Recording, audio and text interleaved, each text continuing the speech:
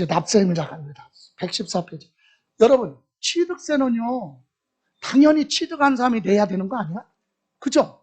그런데 어떤 걸 어떤 방법으로 취득했느냐에 따라서 다를 수 있다. 그래서 납세 의무자 보시면, 자, 이 사람들이 납세 의무자 대표적이에요. 그 중에서도 우리가 공부해야 될 거 부동산세법이니까 시설, 대여 이런 거 있죠. 이런 거, 중장비 이런 거는 시험 범위에 들어가 있어도 거기까지 물어보지 않으니까 우리가 부동산 중심으로 생각하면 1, 2, 3, 4번 정도만 기억하시면 돼요. 1, 2, 3, 4. 자, 그러면 첫 번째, 사실상 취득, 그러면 아까 뭐라고 그랬어요? 사실상 요 세 글자를 다른 말로 바꾸면 접목시키라고 그랬어요. 소유권. 그죠? 소유권을 구한 사람, 취득한 자, 이 사람을 다른 말로 사실상 취득자 이렇게 얘기하죠? 그럼 소유권을 취득했다는 얘기는 자기 앞으로 뭐 안 했어도 소유권 등기 안 했어도 관계없어. 등기를 하든 안 하든 사용, 수익, 처분할 수 있는 권리, 소유권을 보였으면 취득했으면 그 사람이 납세 의무자다. 사용, 수익, 처분할 수 있는 권리, 소유권을 취득한 사람, 자기 앞으로 뭐 안 했어도 등기. 그러면 우리 법에는 소유권 취득이 언제냐 이렇게 명시되어 있지는 않아요. 그런데 관념상 우리는 매매로 부동산 취득했다면 어떻게 하죠? 일반적으로 매매로 부동산 취득하면 계약금 주고 중도금 주고 잔금 주고 소유권 이전에 관한 서류를 다 넘겨받으면 그때 소유권 취득이야. 그럼 받아놓고 아직 뭐 안 갔어요? 등기? 안 했잖아요. 등기 신청 안 했잖아요. 예, 그래도 보다 취득이다. 그럼 등기 안 했어도 사실상 취득자, 취득세, 납세 의무자가 된다. 이해가세요? 그럼 두 번째, 주체구조부 어디서 나오는 용어냐? 주체구조부, 다른 말로 주요 구조부, 건축물이에요. 건축물의 주요 구조부는 꼭 있어야 되는 거, 지붕, 기둥, 벽, 보 이런 거죠? 예, 그런 거 가지고 있는 사람을 뭐라고 그래? 주체구조부 취득자. 이거 이해하기가 어려워요.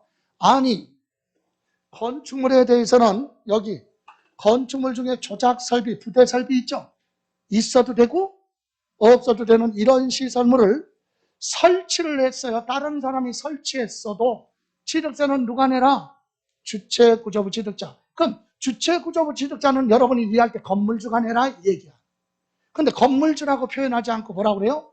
주체구조부 취득자. 아니 여러분, 건물 가지고 있는데 지붕이 4개면, 기둥이 4개면 기둥 2개는 가지줘야 기둥 2개는 의리. 그럴 수는 없잖아. 그죠? 지붕, 기둥 이 필수적인 거 가지고 있는 사람을 우리는 법에서 주체구조부 취득자 이렇게 얘기하는데, 다시 말하면 건물주라는 얘기예요. 자, 여기 보실래요? 이거 실무적으로 이해를 하면 이거지. 이 상가 빌딩을 여러분이 소유하고 있어요. 이 상가 빌딩 여러분 거야. 그럼 여러분이, 우리는 일반적으로 뭐라 그래요? 건물주. 그죠? 건물주 하면 좋잖아. 근데 건물주라고 안 하고 뭐라고 한다? 건물이라는 게 없으니까 뭐라고 그래?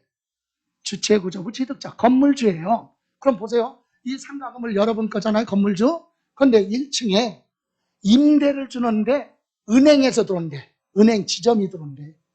은행이. 그러면 은행 가보면 대형 특수한 금고 같은 걸 제작을 해서 붙박이 가구같이 벽에 붙여 있죠.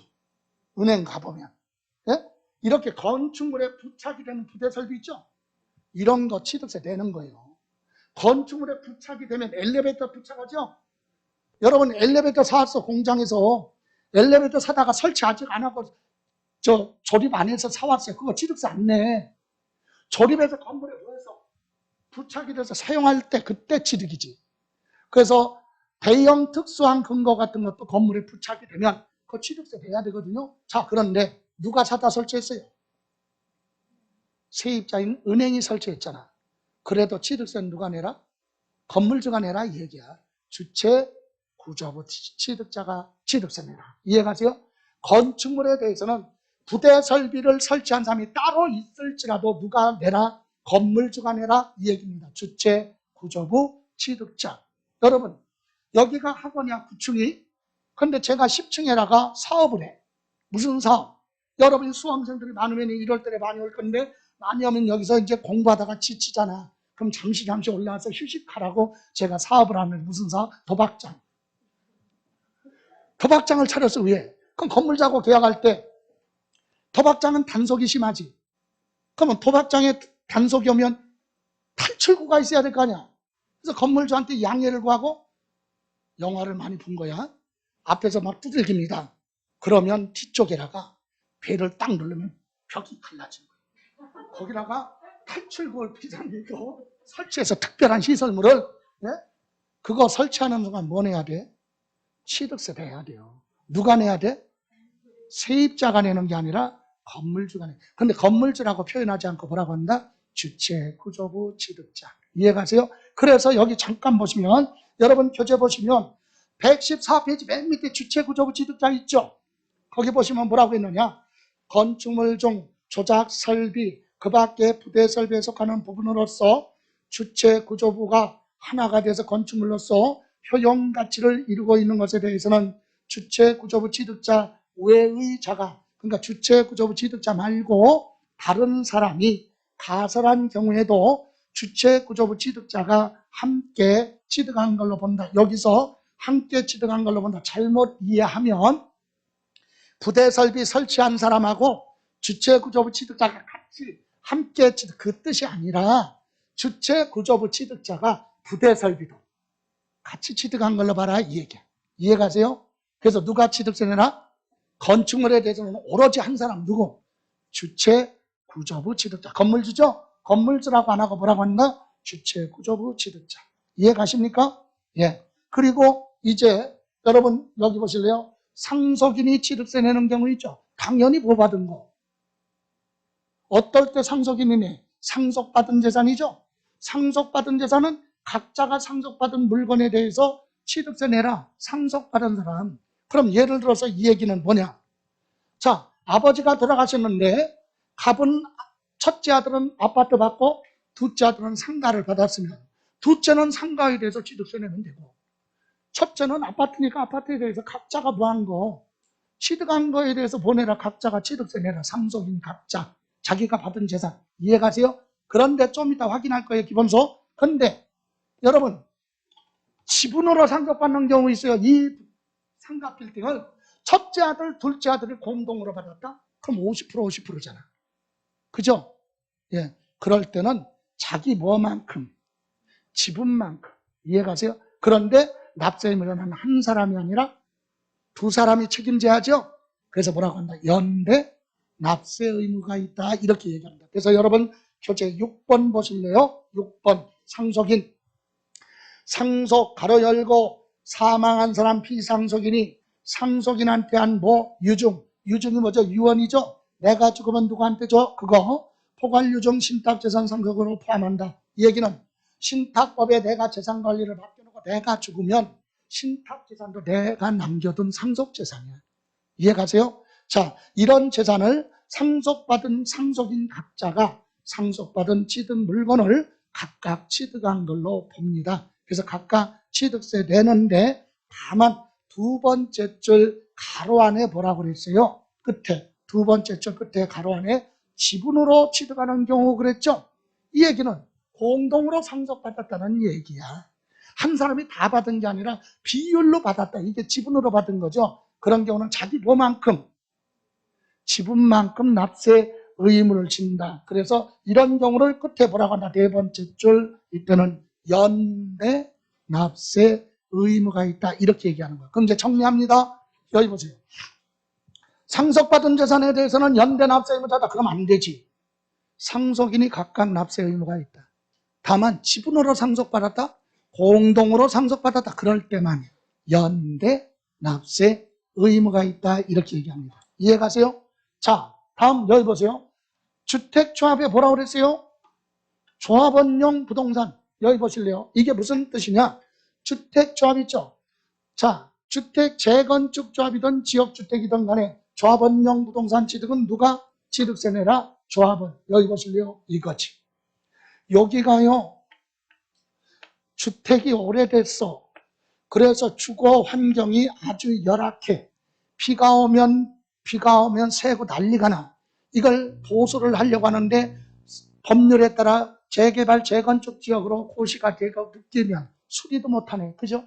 근데 이 재개발, 재건축은 법률에 따라 할 수도 있지만 동네 자기들끼리 모여서 소규모로 재건축할 수도 있어요. 그래서 얘들이 모여서 뭐 만들어? 예? 주택조합을 만들어.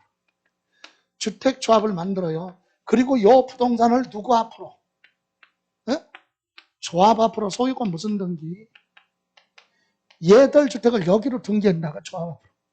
그리고 얘들은 나중에 아파트가 뭐하면 준공이 되면 받아야 될 권리가 있죠. 딱지 가지고 있잖아. 딱지. 이 사람들을 뭐라고 한다? 조합원. 예? 조합원. 그러면 이제 주택조합이 여기 허가받고 관리처분계획 인가받고 여기 있는 거 다 뭐해? 철거를 해서 여기다가 뭐 지어요? 아파트 짓잖아. 아파트. 자, 지금 얘기하는 거 이거예요. 이 아파트는 새로 지었죠? 무슨 취득이야? 승계 취득이야? 원시 취득이야? 새로 지었으니까 원시 취득이잖아요. 이해가세요? 그럼 이거 취득세 내야죠? 누가 내느냐 이 얘기야. 근데 이거에 대해서 요 부분은요 누구한테 줄 거야? 여러분 조합이 아파트 지으면 먼저 누구한테 줘? 조합원한테 나눠줘야지. 이해가세요? 조합원한테 먼저 주고 남는 거 있잖아. 남는 거 그거는 일반 분양하잖아요. 예, 요거는 무슨 분양? 일반 분양이야. 일반 분양. 그러면 요 부분은 취득세 누가 내느냐? 조합이 내. 조합의 이름으로 취득세 내. 그럼 요거는 얘들한테 줄 거잖아. 너네가 각각 뭐 내라? 취득세 내라 이 얘기. 이해가세요? 그럼 얘들은 원래 조합원이잖아요. 예? 이렇게 일반 분양 받는 것보다 얘들은 세금을 어떻게 줘야 돼? 깎아줘야 될 거 아니야. 원래 조합원이니까. 그래서 얘들은 소유권 무슨 등기하는 거야? 보존 등기. 얘들은 승계치 등기니까 소유권. 그러니까 이전 등기보다 보존 등기가 세금이 적어. 이해가세요? 그래서 결론은 이거예요. 조합원용 부동산 이렇게 나왔어. 여기 키포인트가 나왔어. 뭐 키워드가. 조합원용 그럼 누가? 조합원이 취득세 내는 거다. 이해가세요? 그럼 조합원용 말고 일반 분양죠 이거? 이거는 누가 내? 조합이 내요. 그리고 나중에 일반 분양 받았으면 조합으로부터 소유권 이전하죠? 그때 승계 취득이니까 또 취득세 내죠? 아, 부동산 거래가 있을 때마다 내잖아. 그래서 우리는 이렇게 되는데 이것까지 기억하지 말고 주택조합이 항상 조합원용 그러면 누가 내라? 조합원이 취득세 내라. 확인합니다. 여러분 양가로 7번 115페이지 양가로 7번 주택조합에 따른 주택조합과 도시매축환경정비법 또는 빈집 소규모 정비에 관한 특례법 이거 필요 없어요. 중요한 건 뭐야? 두 번째 그때 재건축조합이나 소규모 재건축조합이 뭐 줄칠건 조합원용으로 취득 그거야. 해당 뭐라고요? 조합원용으로 취득 그랬죠? 그런 부동산은 누가? 다섯 번째 줄 그 조합원이 취득한 걸로 본다. 이렇게 줄칠 때는 딱 두 가지야. 조합원용으로 취득하는 건 누가? 조합원이 취득세 내라. 그러면 참고로 다만 조합원한테 귀속되지 않는 부동산 하면 일반 분양하는 거 그거는 조합원이 내는 거 아니다. 그럼 누가 내? 조합이 내는 거예요. 이해가세요? 그런데 그렇게 이해하시고 이제 물어보는 건 항상 조합원용 부동산은 누가 내라? 조합원. 됐습니까? 예. 다음 여러분 또 보시면 여기 보세요. 여기 변경한 시점에 소유자 그랬죠? 변경할 때 당시 사실상 소유자. 그럼 대표적으로 부동산은 토지의 지목을 뭐 했어요? 변경해서 토지 가격이 뭐 했어? 증가됐으면 취득한 걸로 간주하죠? 그럼 누가 취득세 내느냐? 변경할 때 당시 토지의 누구? 소유자가 내라 이겁니다. 자, 예를 들어 볼까요? 여러분이 김포에 살고 계신데 주소가 근데 저기 강원도에 여러분이 임야를 가지고 있어. 강원도 꼴짝에 뭐 가지고 있어? 임야. 근데 강원도에 살고 있는 사람한테 전화가 왔어. 여러분한테 뭐라고? 여러분이 가지고 있는 강원도에 있는 임야를 거기에 살고 있는 사람이 난데 내가 비용을 들여서 일구고 가꾸고 해서 정지 작업을 해서 농사짓는 농지로 바꿔서 내가 개간을 해서 농사 짓고 싶다. 여러분이 승낙만 해주면 내가 열심히 농사를 져서 뭐 감자 한 가마니 주겠대. 그래서 여러분이 그렇게 하라고 그랬어요. 그래서 여러분 임야를 그 지역에 살고 있는 홍길동이가 벌채를 하고 정지 작업을 해서 뭘로? 전답으로 지목 변경을 했죠. 그러면 취득세는 누가 내야 되느냐 이 얘기예요. 누가 취득세 내? 지목 변경한 사람이 내는 게 아니라 그 시점에 토지의 누구? 소유자 여러분이 취득세를 낸다. 지목 변경 공사 등을 누가 하든 관계없어요. 토지에 누가 소유자가 내라. 이해가세요? 여러분 자동차 구조 뜯어 고치는 걸 종류 변경이라고 그러죠. 예? 그럼 구조 변경할 때 어디 가서 해요? 자동차 구조 변경하려면 정비 공장 가서 할 거 아니야. 정비 공장에서 구조 변경 다 했는데 정비 없어 공장 사장이 취득세 내야 돼? 누가 내? 구조 변경할 때, 종류 변경할 때 당시 차량의 누구? 소유자. 항상 소유자가 납세 의무자가 됩니다. 그래서 여러분 115페이지 맨 위에 양가로 3번 변경 시점에 뭐라고 그랬어요? 소유자 있어요? 거기 보시면 선박 차량 기계 장비 종류 변경하거나 토지의 지목을 사실상 변경함으로써 가액이 뭐했다? 증가. 그거 간주취득이죠? 그때는 누가 취득세 내라? 변경할 때 당시 토지면 토지, 차량이면 차량의 사실상 누구? 소유자. 이 사람이 납세 의무자가 된다. 이해가세요? 그리고 나머지 5번 그리고 저 뒤에 가서 8번, 9번 이런 건 부동산하고 거리가 멀어요. 그러니까 특별히 정리할 거 아니다. 됐어요? 그러면 뒷장 가서 보죠. 자, 하나 더 보고 오늘 수업 마무리합니다. 취득세 납세 의무는 아주 범위가 넓은데 오늘 하나만 더 할게요. 요건 참고로만 보시고. 자,